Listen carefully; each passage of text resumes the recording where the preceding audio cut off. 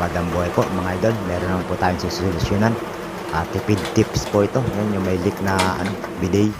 Ayan po, babaklasin po natin yan. Yung pinaka-bidet niya.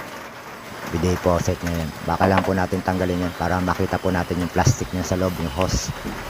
Kung may butas o may putol po. Ayan po, babaklasin po natin yan. Medyo mahirap nga lang po tanggalin yan.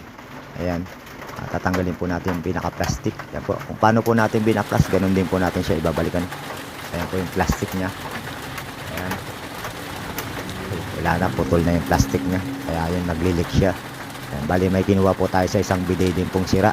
Ayan. Although okay naman, para sa same size siya. Ayan. Yung hose po yan, pwede nyo pong hilahin. Pwede nyo pong ibalik. Ayan. Cover lang po yung stainless na cover niya. Ayan. Ang pinaka-hose po yung nasa loob. Ayan po, ang dami ng tubig. Ayan. Ayan po ang kasukat niya.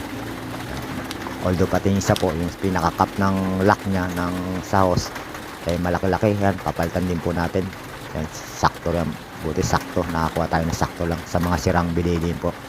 Yan, bali kakabita po natin yan.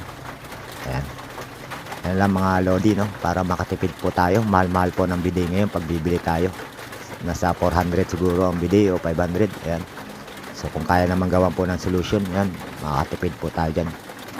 Kakabitan po natin, babalik po na natin sa dati. Kung paano po yung backlas natin, ganun din po natin siya ibabalik. Ayan na po. Okay. Ayan na. Kakabitan natin. Ayun. Muna, nawawala yung gasket ko. Yung gasket ko nasa napunta. Ayun, ayun. Kailangan po may gasket po yan. Babalik po natin yung gasket para iwas leak din po dyan sa pinaka faucet ng bidet. Ayan po. Okay na. Ay, higpitan lang po natin para sigurado pong hindi siya magli-leak. Ayan. Kaya lang po napuputo yung plastic na bubutas dahil po sa paghila. Ayan po, let's try na po natin. Ayan na po. Okay. Okay na po siya. Wala na po siyang leaking. Ayan. Okay na. Thank you.